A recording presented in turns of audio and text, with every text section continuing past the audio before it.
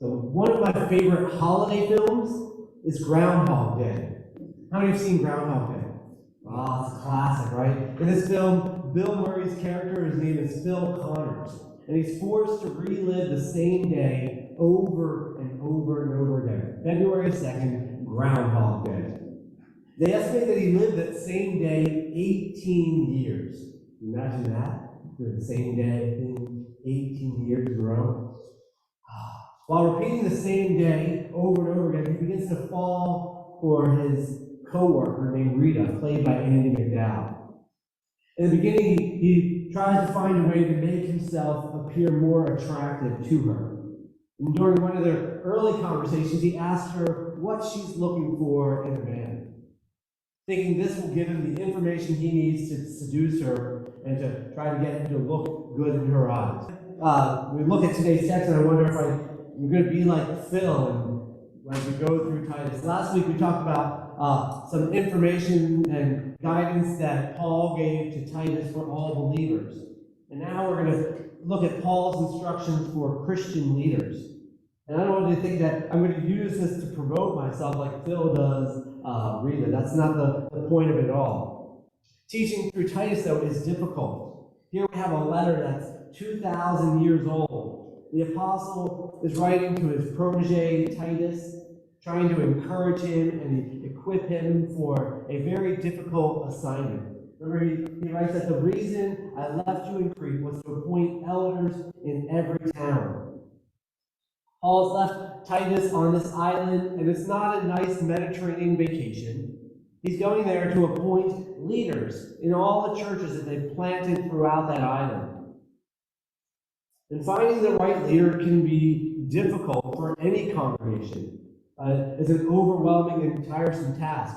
If you don't believe me, you can ask any of the members of the search committee that brought me here, and they'll tell you it's a very difficult and strenuous project. And Titus, though, has been commissioned then to select leaders for a variety of churches that they've just planted in a region that's notorious for being liars and evil beasts and lazy gluttons. And he's trying to promote a religion that's really only a few decades old. This is definitely not a simple task. But Paul doesn't want him just to appoint any leaders. He's not just out there recruiting anybody who will do anything. He's looking for a specific type of person. Paul's aware of this. The Christian leaders are found in the quality of their character and not the quantity of their skills. And so Paul gives Titus a detailed list of what he should be looking for in a church leader. And as a pastor preaching through this text is attempting to be like Phil from that movie and try to bolster me and go, well, they're looking for someone blameless. Well, me. And pure. Me again. Someone who's hospitable and kind. Me. Faithful and true. Also me. And holy and self-controlled. Really close on this one. Really close. But that's not all seriousness aside. It's vital for churches to have leaders that have godly character, who are devoted to good, that can lead by example. But Paul knows that what Paul knows and what he's passing on to Titus is this, that Christian leaders are found in the quality of their character and not in the quantity of their skills. There'll be many who come along who look like great leaders, dynamic speakers that can wax eloquently, people with this amazing persona that can interact with people and people feel good about themselves. Maybe they're strategic planners and know how to make churches grow astronomically. And they'll have this beautiful look and personality. And they'll claim to have everything that the church needs. But these people, a lot of times, will be motivated by selfishness, for a desire for success and power and profit. And they'll end up leaving pain and destruction in their wake. And so Titus has a difficult and challenging yet vital task to appoint godly leaders, which will shape the future of the church in that region for generations. And so while this letter that was written 2,000 years ago, we need the need for godly character-driven leadership is still essential for today. Yes, there are cultural and linguistic differences that we all have to address, but it doesn't change the heart of Paul's challenge that Christian leaders are found in the quality of their character, not the quantity of their skills. And I've been intentionally using the term leader, even though we see that when Paul writes, he says that the reason I left you is to appoint elders in every town. In the early church, we'll see throughout the scripture, there's kind of three prominent leadership positions they had. They had the pastors or shepherds, they had the elders or overseers, and they had the deacons or the serving leaders. And sometimes these terms were used for a specific leadership role, and other times they were used interchangeably. And over the past few months, I've been talking with people about some of the leadership structures of our church and maybe thinking about some of the titles that we use. And some people have expressed concerns with these two titles of elder or overseer, which Paul uses. See, an elder for some people, it connotates this air of superiority. A person who's put themselves in an elevated position, who's lording power over others to get what they want. And others see this term in the scripture that's used as overseer as somewhat offensive because they're picturing maybe a 1984 totalitarian regime. You know, these overseers, big brother who's watching over people, enforcing their ideals. And that's the struggle we get trying to translate something from one language and one culture to another. We apply our own cultural context and our own language to the text, and we begin to misunderstand what might be trying to be communicated. And so when we open our Bibles and we read about elders and overseers, we need to remember that, yes, times have changed. Structures of church have changed. Different denominations use different titles. They give their leaders different responsibilities. But still, no matter what title they're given, leaders in the church, being a pastor, an elder, a council member, a deacon, a Sunday school teacher, a small group leader, or any leadership position, they're all called to reflect godly character and be devoted to good. Whereas Paul would use this term, which is a hard one. He would use the word blameless.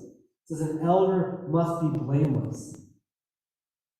And if you think about that, maybe that seems like too high of a standard, something impossible to attain, and I totally agree with it. This idea says if a leader must be blameless, then who can lead? I know I couldn't. And no one, aside from Jesus himself, is blameless. All of us, everyone in this room, everyone in this whole world,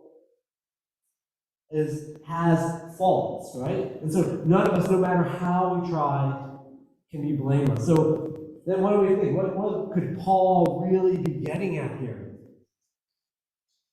when he says that the elder must be blameless? So we have to understand that back the word that he's using for blameless doesn't mean someone that's perfect or without blemish or without fault. Because, as I said, no one could be a leader. Even Paul himself couldn't be a leader if that were the case. But the word he uses really means someone with integrity. A person who is respectable and trustworthy. Someone who's striving by the grace of God to be sensible and righteous and self-controlled. Because, as we said, the Christian leaders are found in the quality of their character, not in the quantity of their skills. John Stott says this about a Christian leader. He says, a Christian leader must give visible evidence in their behavior that they have been regenerated by the Holy Spirit, and that their new birth has led to new life. Their fallen passions are under control, and that the fruits of the Spirit has at least begun to ripen in their lives. In other words, we're not looking for perfection, but progress. A blameless leader is someone who understands their faults and limitations and is continually striving to learn, turn them over to God, and have the Holy Spirit transform and renew them. A blameless leader doesn't need to be perfect, but they also need to know that they're not. So Paul will go on to talk about how a blameless leader, Christian leaders, need to be blameless at home and in public, which we all know that who we are at home is different than who we are in the public, right? At home, hopefully we get the chance to let our guard down. Feel free to express our struggles in a safe environment. And while there's that understanding that the two worlds are different for your home world and your public persona, that doesn't mean the essence of who you are should change. That a leader should be blameless. A person should be a person of integrity, not only while they're out schmoozing with the public, but also while they're at home relaxing with their family. And this is the essence of what Paul says when an elder must be blameless, the husband of one wife with faithful children who are not accused of wildness and rebellion. It seems strange that Paul would give this kind of interesting family dynamic, of a husband of one wife with faithful children. And to the modern reader, we might struggle with that, right? Because if you know anything about Paul is an adamant bachelor.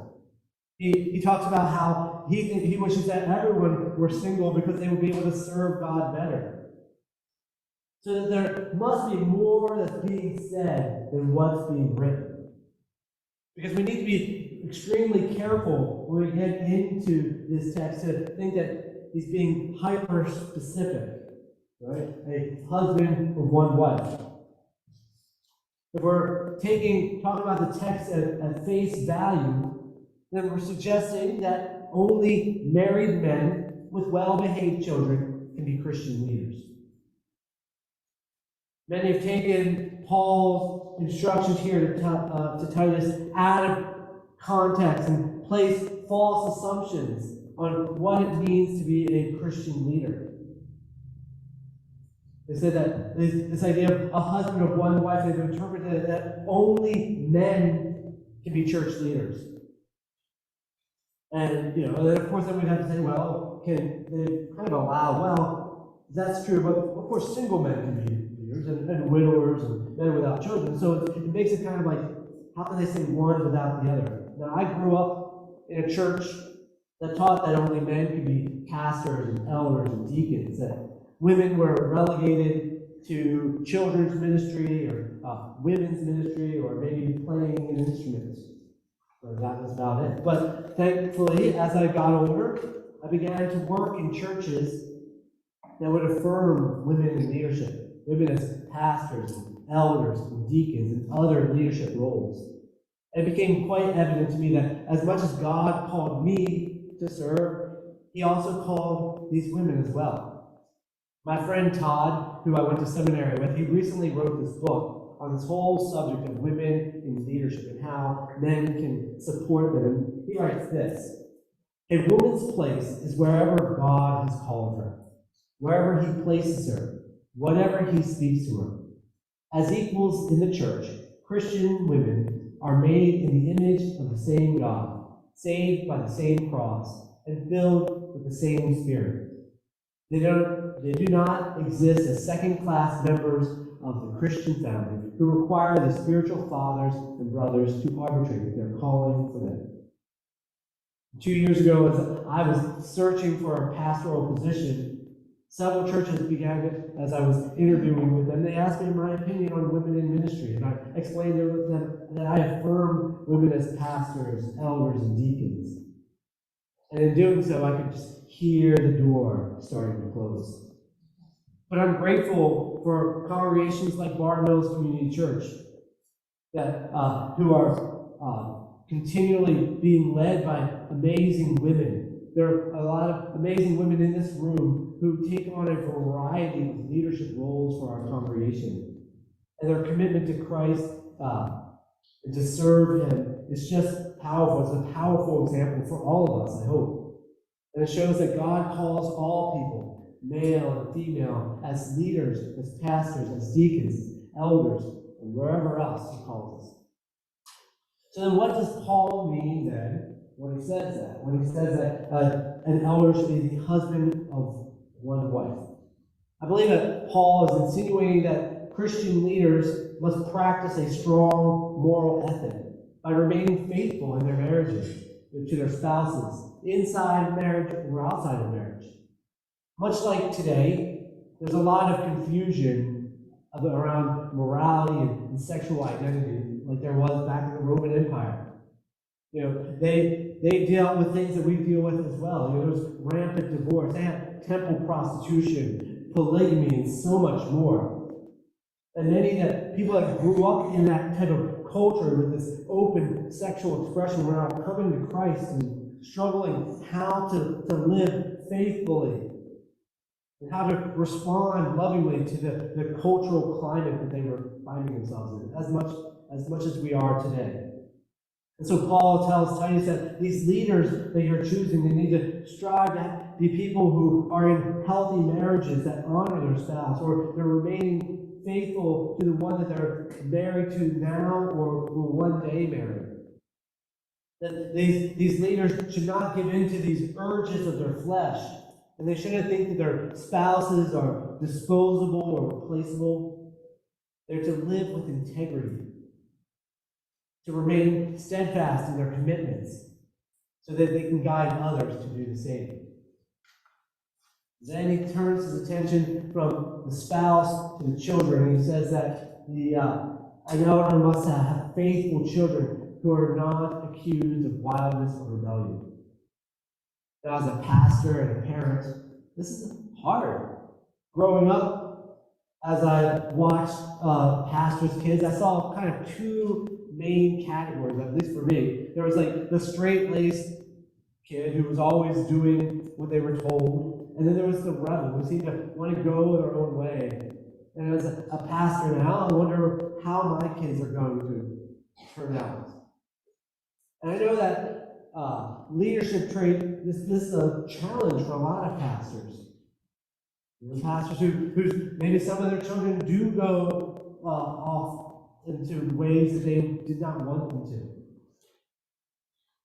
Where their beloved children begin to detour from the path that they tried to instill in them. And so as I was researching, I looked into it, and really discovered that the word children that he's talking about are the young children, little children. And when they're still moldable and they're under the parents' influence. When you think about when your little child is young and you're teaching them all, that's what he's getting at. Pastors should be teaching their children to love God and follow God. But he also understands, as we all do, that there's a day when children become older and they begin to embark on their own journey. And they'll decide which way they want to go. And some will embrace and some will deny the faith of their parents. But until that day, as Christian leaders, use your parental influence to help guide your growing children's faith. This is what William Barclay says. He says, Christianity begins at home. It is no virtue for anyone to be engaged in public work, that they neglect their own home. All the church service in the world would not atone for the neglect of a person's own family.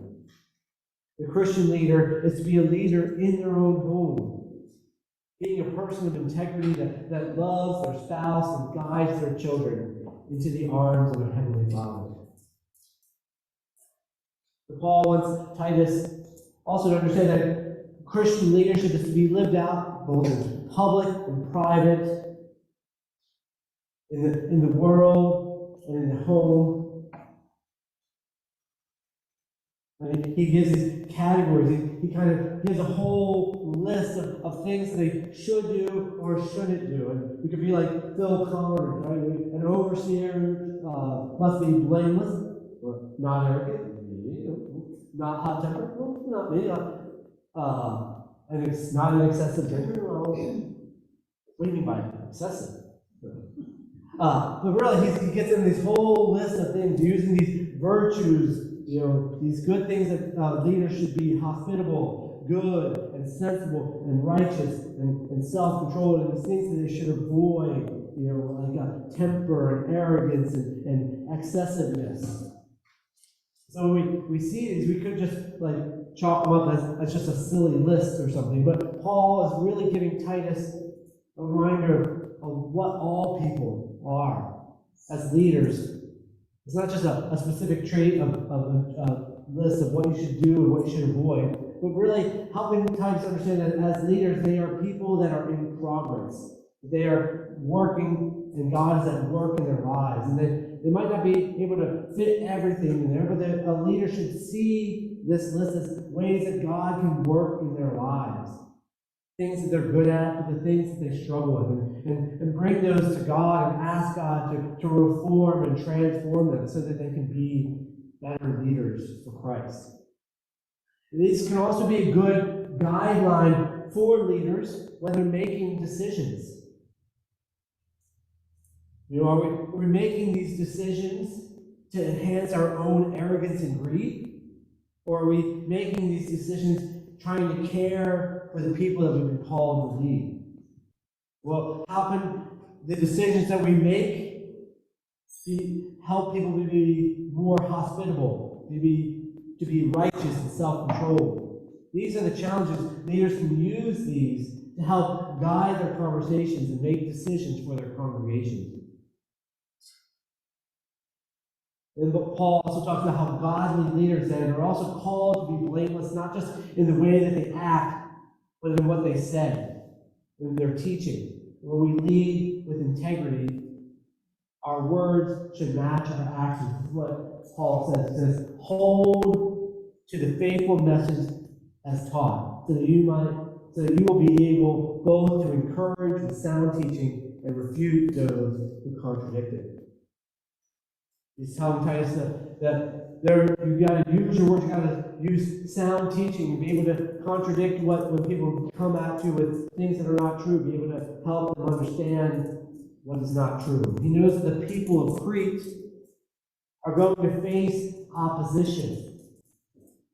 You see, some of the greatest dangers of that early church came from inside. People were coming inside and were causing division and strife. Not that doesn't happen these days, right? That never happens.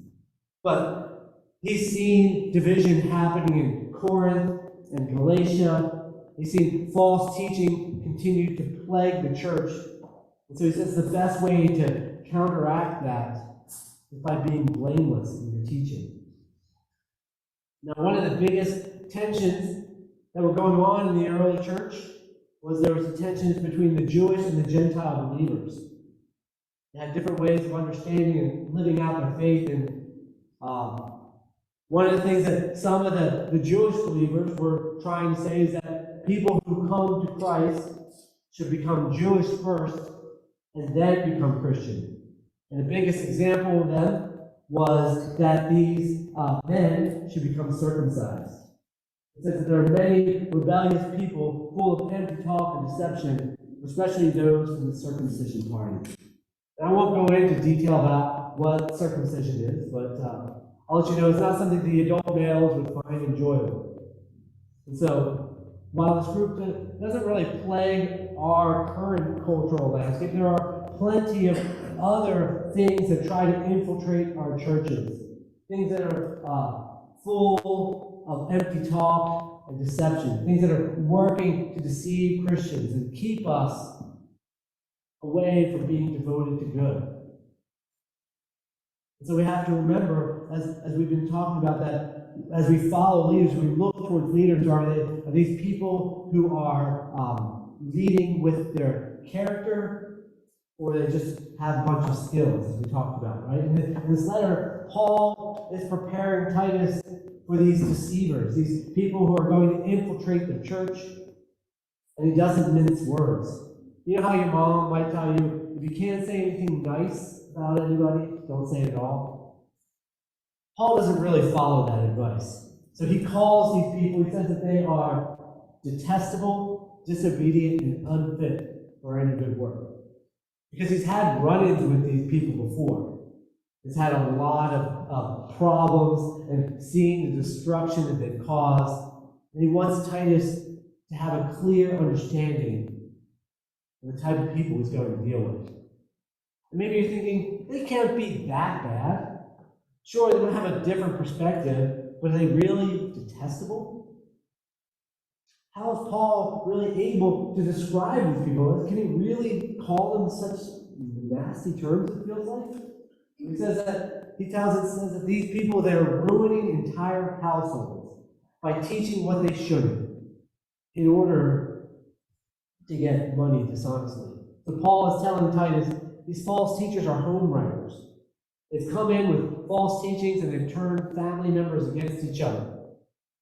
Even worse, they're doing it just to make a buck.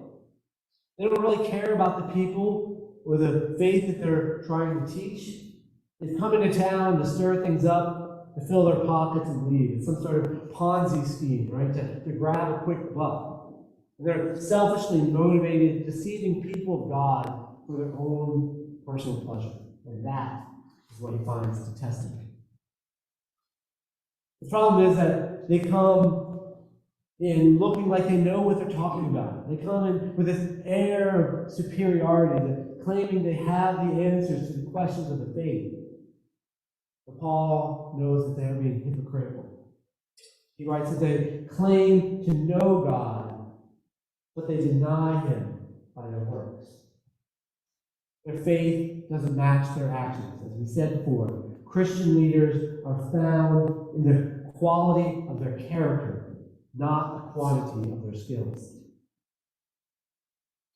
The simplest and best way to tell that a person is a godly leader, not a worldly deceiver, is that if they're practicing what they preach. If they claim to know God, it will be evident in their actions. Godly leaders lead with godly character, but deceivers deny God through their actions.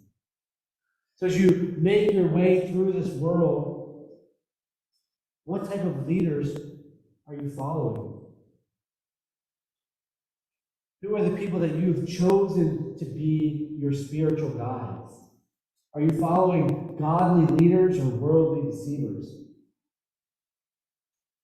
Because it's easy to tell them apart, right? Paul said that Christian leaders are found in the quality of their character, not the quantity of their skills. Or as Paul writes, to the pure, everything is pure. But to those who are defiled and unbelieving, nothing is pure.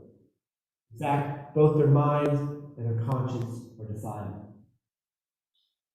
The way we tell leaders from deceivers is through their character. Pure and blameless leaders are people of integrity. They may not be perfect, but they're striving to be sensible and righteous and holy and self-controlled. Look at these leaders. Look at who they are at their home, who they are in public. Listen to what they teach. Are they people of noble character, or are they guided by their egos? Are they defiled, striving and conniving, wanting to make a name for themselves? Are they steered by their wallets, seeking financial gain? Are they driven by selfish desires, looking only for acclaim and acolytes? Christian leaders are found in the quality of their character, not the quantity of their skills. They are striving to be blameless, full of integrity, devoted to good. As I said at the start, this is a difficult passage to preach. As a pastor, as a Christian leader, walk that delicate line. I know I'm not the perfect leader. I struggle myself. I struggle with doubts and discouragement, insecurities, along with pride and arrogance, a weird mix of all of that. And know that God has called me here to this time, in this place. And I thank God, though, that I'm not alone. That within this room there are some amazing godly leaders, women and men who are striving to live with integrity, to be examples of what it means to follow Jesus. I'm just thankful for all the leaders here, for the dedication of our council, who meet regularly to talk about and make decisions about this congregation, things that are seen and unseen. Thankful for John Myers and Sarah Dunn, who help manage our church finances with grace, something that I have no idea how to handle. Not grace, finance. There are deacons who are out there caring for and praying for our members of our congregation, and Joel back there, along with Tom and Eli, who help make everything go so smoothly. Valerie and her commitment to lead us in music each week. Our small group leaders and Sunday school teachers. The people here who come in and clean up around Judy Moody, Linda Callett, Ansel, Gloria, and so many others. Our ushers, the ones who are going to come after church for our quick training. And so many others that I've forgotten to mention. People that maybe I don't even see at times. You are all true leaders, and great is your reward in heaven. You give of your time, your talents, and your resources, so that others can experience the good news of Jesus Christ. Thank you. Thank you all for being people of God that are led by the quality of your character devoted to good.